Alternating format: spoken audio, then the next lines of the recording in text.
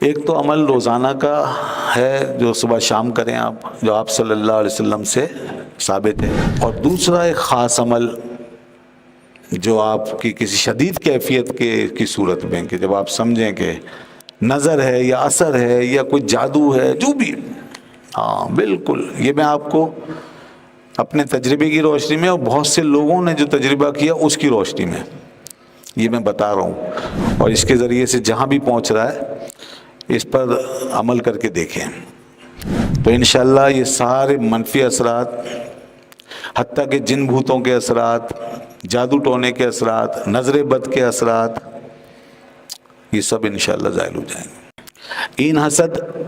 N جسد خانہ حسد آمد بداں،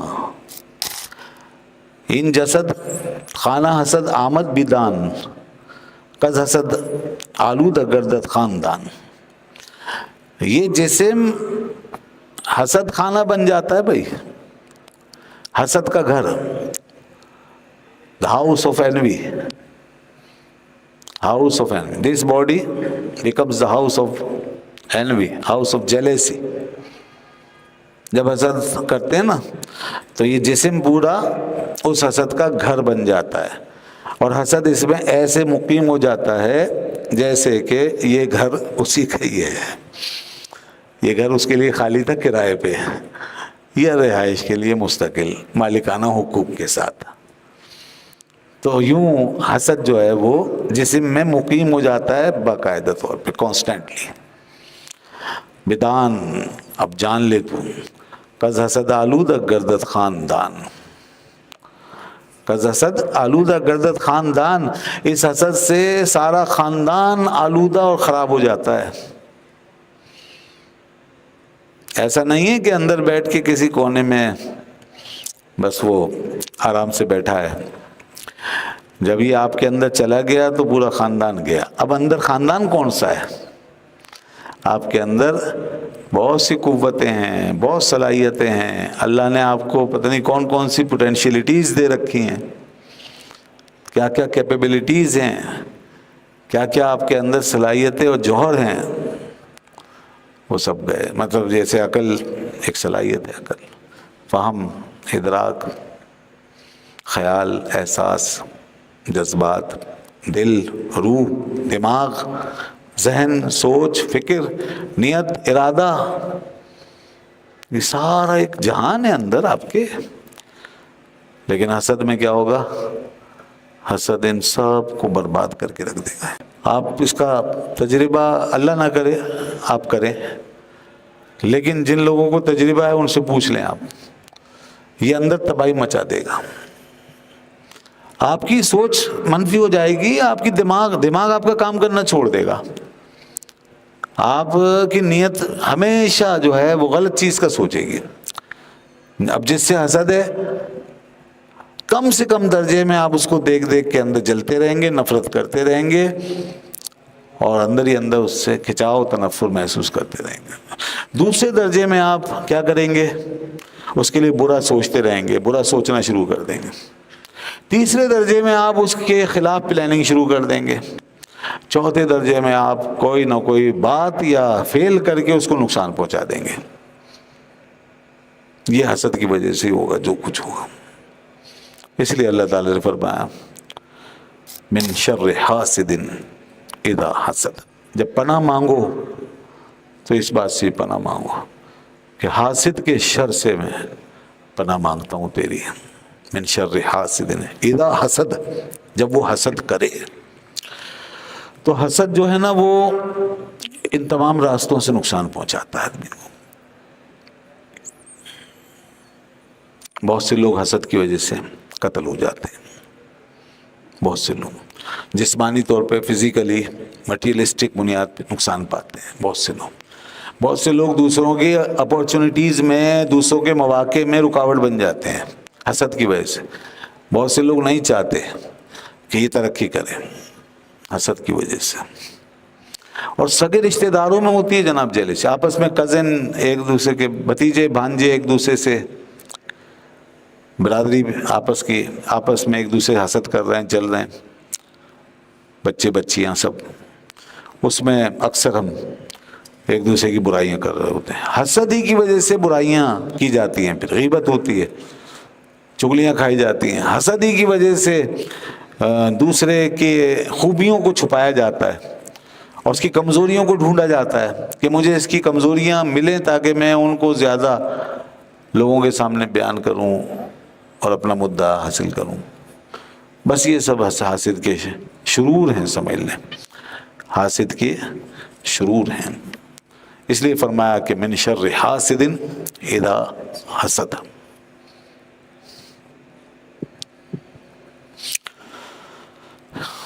اور ایک اور نقصان ہے حاسد کا, وہ بھی بیان کیا گیا ہے, وہ ہے نظر کا نقصان. یعنی نہ قول سے نقصان پہنچایا نہ فعل سے. اب حسد کا نقصان کبھی آنکھوں سے جو ہے وہ ظاہر ہو گیا. حاسد کی نظر بھی نقصان پہنچا دیتی ہے. نظر لگنے کا جو معاملہ ہے اس کا تعلق حاسد سے بھی ہے, سمجھے بھائی. نظر لگانے والے اکثر حاسد ہوتے ہیں, ان کے دلوں کے اندر رقابت ہوتی ہے, حرص ہوتا ہے, حسد ہوتا ہے. تو اس لیے وہ جب دیکھتے ہیں نا آپ کو یا آپ کی چیز کو, تو وہ ایک ایسی منفی کیفیت کے ساتھ دیکھتے ہیں کہ جو کیفیت جو ہے ایک خبیث حالت کے اندر اتری ہوئی ہوتی ہے, ایک ناپاک حالت میں اتری ہوئی ہے مانوی لحاظ سے. اور وہ جب آنکھ سے نکلتی ہے وہ کیفیت, تو اس آنکھ سے تاثیر جو ہے نا وہ منفی ہو کر اس شے کو پہنچ جاتی ہے. تو یہ جو ہے نظر کا معاملہ یہ اس طرح ہوتا ہے. اندر آپ کے منفی حالت تھی, منفی کیفیت تھی, وہ آنکھوں سے سرایت کر گئی باہر, آنکھوں سے باہر دوسرے تک اس کا اثر پہنچ گیا. تو اس کا مطلب ہے آنکھوں میں تاثیر ہے نا. اگر اللہ کا بندہ ہے, کوئی نیک بندہ ہے, تو اس کی نگاہوں میں اچھی تاثیر ہوگی, پھر وہ دیکھے گا تو آپ کو اس سے فائدہ ہوگا.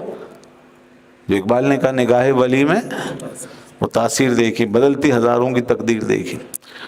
تو جب منفی تاثیر نکل کے باہر جا رہی ہے تو اچھی تاثیر بھی جاتی ہوگی. بس یہ ایک فیضان ہوتا ہے, اچھے لوگوں کا فیضان ہے اور حاسدوں کا شر ہے. اس لیے حاسد جب دیکھے تو اس کی نظر سے پناہ مانگی جائے.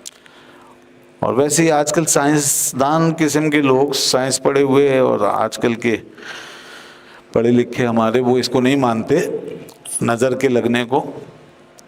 تو ہم تو مانتے ہیں بھائی, یہ تو قرآن میں بھی اس کا ذکر ہے اور حدیث میں بھی آیا, ان العین حق, بے شک نظر کا لگنا حق ہے. تو اب یہ سارے حاسد کے خطرات اور اس کے شرور جو بتائے ہم نے, اس سے کیسے بچیں گے آپ؟ اب مثال کہ آپ محسود بن رہے ہیں, تو ہر شخص محسود ہو سکتا ہے, تو محسود جو ہے وہ اس سارے شر سے کیسے بچے؟ سب سے پہلے تو آپ یہ جو نظر کا لگنا ہے نا, اس کے اثرات سے ہمیشہ اپنا تحفظ رکھیے. یہ عام ہے, بالکل کبھی بھی ہو سکتا ہے.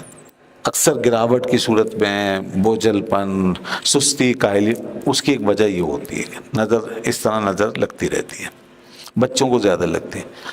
اور علماء نے لکھا کہ یہ جو نظر ہے نا, یہ آدمی کی اپنی قوت و طاقت, اس کے ضعف اور ناتوانی, اس پر بھی مبنی ہے. یعنی ایک تو حاسد کی نظر میں تاثیر جتنی زیادہ ہو, اور دوسرا یہ کہ سامنے والا جو محسود ہے اس میں ڈیفنس پاور کتنا ہے یہ بھی دیکھا جائے گا. اس میں اگر اس کی شخصیت میں ڈیفنس پاور کم ہے اور وہ اندر کمزور ہے اور گراوٹ کا شکار رہتا ہے, تو اس کو نظر جلدی لگے گی. اور کوئی اگر اندر سے زیادہ جیسے پاور رکھتا ہے اور اس کا ڈیفنس پاور جو ہے, قوت ارادی زیادہ مضبوط ہے, تو اس کو نظر ذرا کم لگے گی. تو یہ بھی ہوتا ہے. پھر حاسد کی نظر کی تاثیر کتنی ہے اس پہ مبنی ہے. تو بہرحال اس سے بچنے کے لیے میں آپ کو ایک چیز بتا دیتا ہوں, وہ آپ پڑھ لیں. ایک تو عمل روزانہ کا ہے جو صبح شام کریں آپ, جو آپ صلی اللہ علیہ وسلم سے ثابت ہے. سورہ اخلاص, سورہ فلق, سورہ ناس, سورہ فاتحہ یہ پڑھیں, ہاتھوں پہ دم کریں اور جسم پہ پھیل لیں روزانہ صبح شام. یہ عمل ضرور کر لیں. اچھا, اس کو اگر مناسب سمجھیں اور زیادہ کی ضرورت ہو تو 3 دفعہ پڑھیں، اور زیادہ کی ضرورت ہے تو 7 دفعہ پڑھیں، ٹھیک ہے نا؟ پڑھیں روزانہ، انشاءاللہ صبح شام آپ یہ منفی اثرات سے محفوظ ہو جائیں گے۔ اور دوسرا ایک خاص عمل جو آپ کی کسی شدید کیفیت کی صورت میں، کہ جب آپ سمجھیں کہ نظر ہے یا اثر ہے یا کوئی جادو ہے، جو بھی، ہاں بالکل، یہ میں آپ کو اپنے تجربے کی روشنی میں اور بہت سے لوگوں نے جو تجربہ کیا اس کی روشنی میں یہ میں بتا رہا ہوں، اور اس کے ذریعے سے جہاں بھی پہنچ رہا ہے اس پر عمل کر کے دیکھیں تو انشاءاللہ یہ سارے منفی اثرات، حتیٰ کہ جن بھوتوں کے اثرات، جادو ٹونے کے اثرات، نظر بد کے اثرات، یہ سب انشاءاللہ زائل ہو جائیں گے اگر یہ چیزیں ہیں تو۔ اور وہ عمل یہ ہے کہ آپ اس وقت روزانہ 100 مرتبہ سورہ فلق اور 100 مرتبہ سورہ ناس یہ پڑھ لیں۔ ایسی صورت میں جب آپ کسی تکلیف میں ہیں، پریشانی میں ہیں، سورہ فلق سورہ ناس 100 مرتبہ بسم اللہ کے ساتھ ایک ہی نشست میں، اور پڑھ کے ایسے ہاتھوں پہ دم کرے اور تھو کر لیں اور پورے جسم پہ پھیل لیں۔ یہ عمل آپ کیجئے، روزانہ کیجئے، یعنی جب تک وہ آپ کے اوپر کیفیت ہے تو اس وقت تک کرتے رہیے۔ اور تجربہ یہ بتاتا ہے کہ انشاءاللہ یا تو پہلے ہی دن میں آپ آزاد ہو جائیں گے، اگر کوئی بڑا مسئلہ ہے تو 3 دن میں رہائی مل جائے گی، اور اس سے زیادہ بڑا ہے تو 7 دن۔ تو یہ پورے یقین کے ساتھ کریں اور نماز کی پابندی کے ساتھ، ہاں نماز کی پابندی کے ساتھ۔ اگر آپ ماشاءاللہ اچھی زندگی گزار رہے ہیں، گناہوں سے بچ رہے ہیں، تو بہت جلدی فائدہ ہو جائے گا۔ یہ بہت کام کا عمل ہے۔ 100 مرتبہ سورہ فلق، 100 مرتبہ سورہ ناس یہ پڑھیں۔ تو فرمایا کہ حاسد جو ہے اس کا پورا اندر کا گھرانہ، ان سائڈ ایریا جو ہے اس کا، حاسد کا ان سائڈ ایریا وہ پورا ہی آلودہ ہو جاتا ہے